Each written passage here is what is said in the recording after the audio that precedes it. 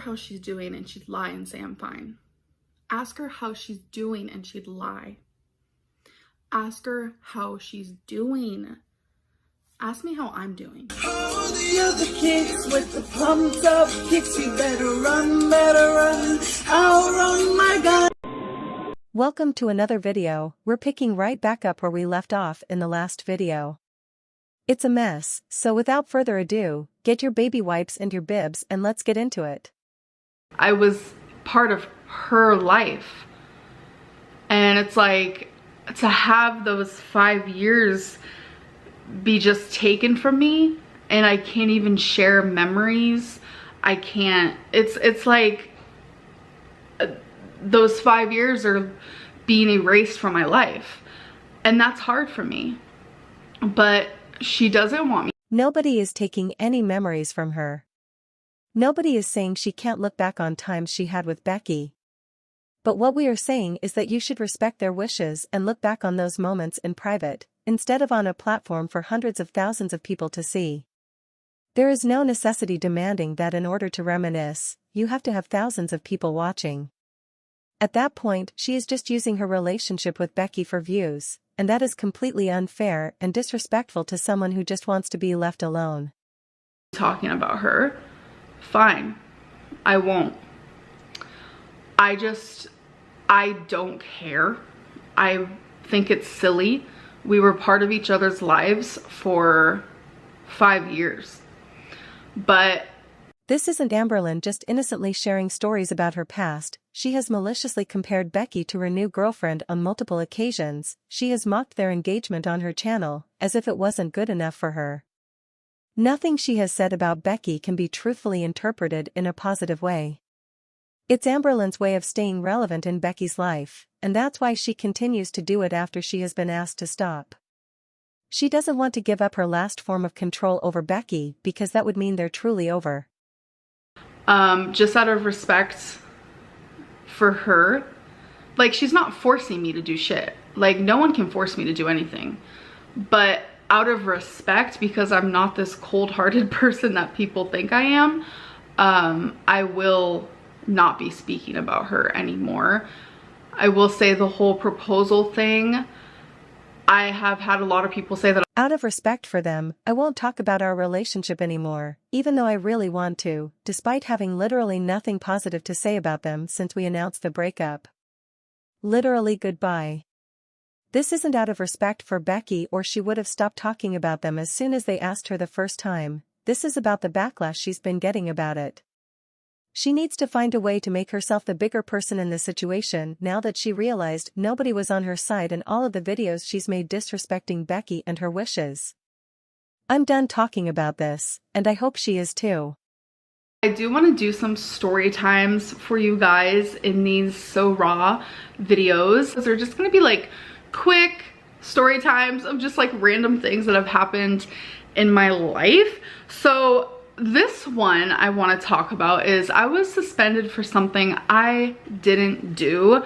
I have actually been suspended from school quite a few times. Here comes another one of Amberlynn's famous Wattpad stories that she writes in her mind. Don't bother fact-checking it, she'll just call you a hater and a bully. Time I was in 9th grade and I hung out under this, like, I want to say awning. Is that what they're called? I don't really know.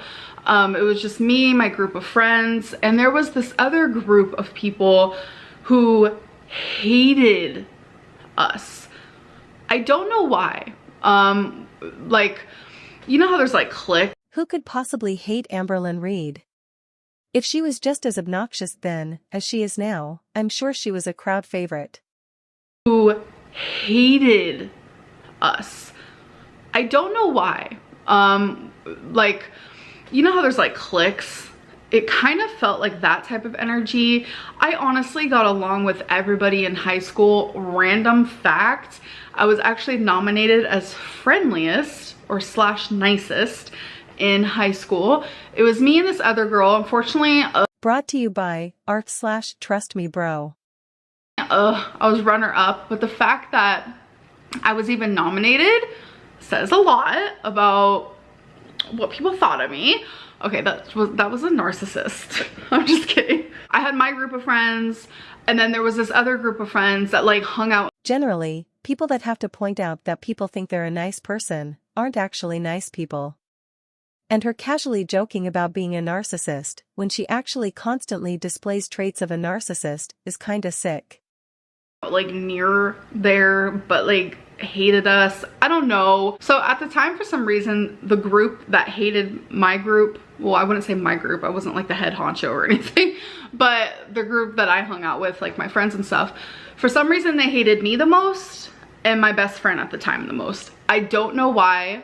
I remember there was like 10 minutes left of lunch, and when I tell you this is all a blur, I'm like not even kidding. I have no idea what happened. I'm just like still to this day like, what? So something was said, that's all I know, and then all of a sudden my best friend at the time and like the main girl of the other group are physically fighting each other. I hear yelling, people start surrounding.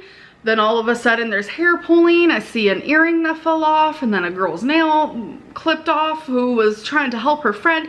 I don't know, but not once did I throw a punch.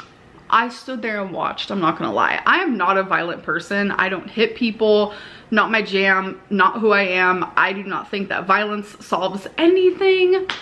So here comes a teacher, break it up, break it up, typical what you see in like TV shows when a fight happens in school. That's pretty much what it looked like, but just less exaggerated. We were all in like this circle, so the teacher couldn't really see who was.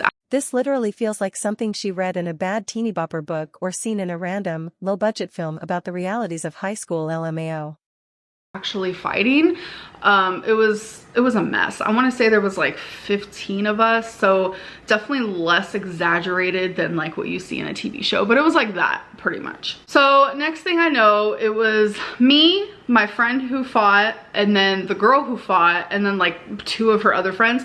We were all sitting in the office, and we had to one by one go in the principal's office and say exactly what happened. We had to write it down on this like big piece of paper, exactly what happened. Like, well, long story short, my best friend lied. Not really my best friend now, right? My best friend lied and said that it was me that fought.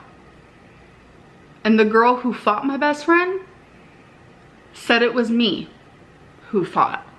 So long story short, I get suspended for fighting when it wasn't me. So you mean to tell me that the teacher who broke up the fight couldn't tell the difference between Amberlynn and her best friend? I'm just being completely honest. Amberlynn has admitted she's always been a bigger girl. I'm pretty sure it would be obvious whether it was her who fought or not. Also, what motive would the girl her best friend fought have to pin it on Amberlynn? Amberlynn really paints herself as the main character in every situation. Also, if each of them had to write down exactly what happened, the other girls that were friends with the girl who actually fought likely would not have lied on Amberlynn, and Amberlynn's account of the story wouldn't have stated she was the one who fought either, and she can't really be suspended for hearsay? So not only did we get suspended, we had to go to this like court situation where at the time I was actually living with my parents like for a trial to see if like they were fit to be parents or whatever. They failed, by the way. We'll talk about that some other time. So I was with my parents at the time. So it was me, my dad, he brought his friend. I don't know, they were on like so many drugs. I don't know why he would bring his friend, but okay. And we had to sit around this like table. They called it court, but yet there was like no judge. I don't even know. I was expecting when they said court, we were gonna like be in this courtroom. There was gonna be a judge, like a whole situation. And then it was the girl who I fought supposedly and her parents. I will safely say right now, I do not remember what happened at that table at all. I don't remember. My biggest takeaway from the whole thing is that my dad stole a laptop from that building. He did. Love you, Dad, but yeah. So, she doesn't remember the outcome of going to court for something she didn't do. She doesn't remember if she was found guilty or innocent. She doesn't remember what anyone said, but she remembers that during the fight some girl's press-on nail fell off. Get out of here. This is just about as true and relatable as the hot ramen third-degree burn story. We're going to continue this series in my live stream, but I'm going to leave it there for now. Comment your thoughts down below. Live streams will be starting officially January 1st, 2023, so stick around for that. Take care of yourselves, and let's talk soon. Bye.